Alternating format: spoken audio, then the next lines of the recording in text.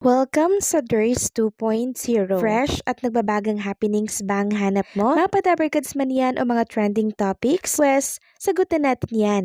Kaya naman isubscribe nyo na ang ating channel para sa mga nagbabagang balita everyday. So ayan, welcome back again sa ating YouTube channel mga Kadabarkads, and for today's video, ang pag-uusapan natin ay tungkol sa mga importanteng kaganapan sa loob at sa labas ng Itbulaga. And unahin na nga nating pag-usapan ng tungkol dito sa naging post po ng TVJ na page kanina. Congratulatory post ito para po kay Dominador Albiola Jr. na kung saan siya po ang tinanghal na Foreign Rap and Rock Clones Grand Winner. And alam nyo mga Kadabarkads, kilala pala to ni Lucky M. Robles at katunayan ay nakasama niya pala ito sa tawag ng tanghalan dyan po sa It's Showtime. Kanina nga po binati siya ni Lucky M. Robles. Sabi po ni Lucky M. Robles, I know it, Daddy D, Michael Bolton clone, Dominador Albiola Jr., The Clones Itbulaga. And sabi nga po ng isang netizen, from It's Showtime to TVJ, magtutuos pong muli ang mga OG alumni ng tawag ng tanghalan na sina Daddy Dominador Albiola Jr., as Michael Bolton, and Coach Lucky M. Robles as Gary Valenciano sa The Clones Grand Concert. Good luck po sa inyong dalawa. So malapit na po mga Kadabarkads mabuo itong mga pasok sa grand concert po ng The Clones. Andyan si Rochelle Santos, Lucky M. Robles, Jane Jordan, and Dominador Albiola Jr. So, 4 na mga Kadabarkads. Samantalang, sa mga nagtataka po at nagtatanong kung bakit second runner-up lamang po si Stephen JC, marami po mga nagsasabi na medyo sumasablay daw po itong si Stephen JC sa mga kinakanta niya nung pangalawa at pangatlo. Dahilan para po siya ay mas malamangan nitong si Tina Turner. So, ang score po nitong si Stephen JC ay nasa 94 lang, while Tina Turner nasa 95%. Kaya marami po nagrereklamo na bakit daw mas mataas si Tina Turner kumpara dito kay Stephen JC. Mas plakado naman daw itong performance ni Stephen JC. May mga nagsasabi din po na medyo daw kasi medyo parang may lahi yung looks nitong si Stephen JC. Kaya hindi daw pinanalo noong mga judges. Pero kung performance lang ang pag-uusapan, napakalapit po ng boses ni Stephen JC dito po sa kanyang ginagaya po.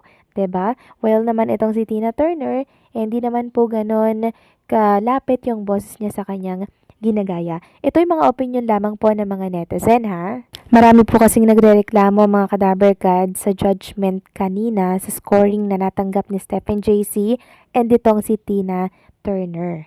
And iba-iba naman tayo ng opinion. Iba yung opinion ng mga judges, iba yung opinion nating mga casual netizen. So, hayaan na lang natin, basta nanalo po yung deserving, which is itong si Dominador Albiola Jr. Samantalang welcome back naman dito sa isang Dabarkads natin. After 18 years mga Kadabarkads ay muli siyang nagbabalik sa Itbulaga. Sino yan?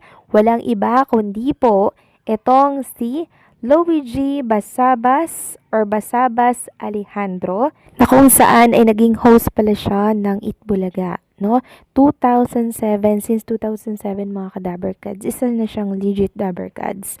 Sabi nga dito, Maria Lourdes Grace Valdivina Basabas Alejandro, better known as Luigi, pronounced Luigi, born October 24, 1984, is a Filipino singer and songwriter.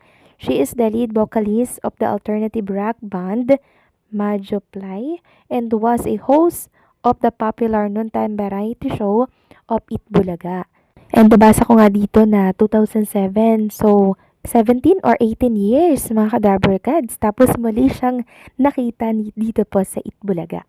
Samantalang Raisa May Dizon, ibinahagi po ang nakakatuwa pong picture nila ni Atasha Mulak. Ito nga po at makikita dito na binuhat po ni Raisa May Dizon itong si Atasha. May caption nga itong mag-bangs nga kayo, shout out friend Atasha Mulak. Parehas kasi silang nakabangs mga Kadabarkads and pumagi naman sa kanilang dalawa. Samantalang si Maine Mendoza and Bossing Vic Soto, mga ka-Dabarkads, sa iniimbitahan po kayong lahat na suportahan po natin itong magiging concert ni Dabarkads Ai Sigera by September 13 and 14 po yan. Sabi nga po dito sa post ni Ai Sigera, it's always special to share the stage with you. Sinong excited makita kaming mag-perform? Abangan nyo kami ni Bossing sa Being Ice Live on September 13. Suportahan natin yan, mga ka-Dabarkads, ha? Kasi minsan lang to mangyari. Ai Sigera plus Bossing Vic Soto concert. Saan magaganap? Sa Newport Performing Art Theater sa Pasay City. Tickets available via Ticket World, mga ka-Dabarkads. Suportahan natin yan, okay? Samantalang next topic naman tayo, pag-usapan natin itong video po ni Atasha Mulak na kung saan ay ginulat na naman po siya nitong si Raisa May Dizon.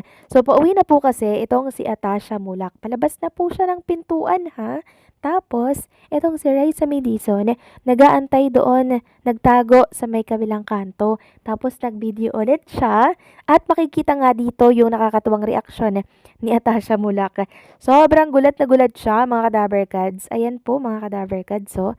Sobrang bukang-buka yung bibig ni Atasha sa sobrang gulat niya. Sabay napatakbo siya, mga ka-Dabarkads. So, na-miss ko lang yung kulitan po ni Raisa and nitong si Atasha, maging si Miles Ocampo. Kasi nyo nga, parang wala si Miles Ocampo ngayon, mga ka-Dabarkads, no? Alam naman natin na pag nawawala po si Miles Ocampo dito sa Itbulaga, meron po siyang inaasikaso. Alam naman natin na may upcoming project, itong si Miles Ocampo sa labas po ng Itbulaga. Kaya pag nawawala po siya, wag na muna natin siyang hanapin, okay? Andyan lang yan, si Miles Ocampo.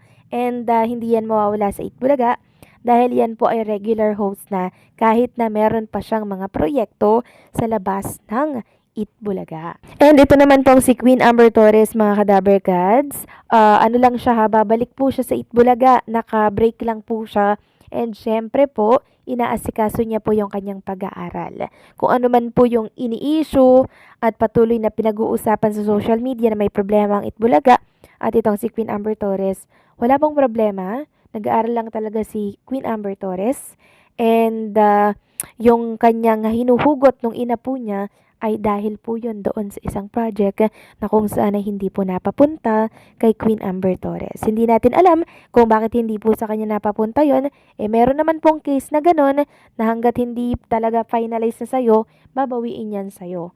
Like sinabi ni Miles Ocampo na kung saan ganun talaga dito sa mundo ng showbiz. Pero nakakalungkot nga lang dahil naranasan agad yon nitong si Queen Amber Torres sa murang edad. So pag may nawawala, syempre, merong mas magandang papalit dyan. Okay? So paano, mga ka-Dabarkads, hanggang dito na lamang po ang update natin. Maraming salamat sa patuloy na pagsuporta.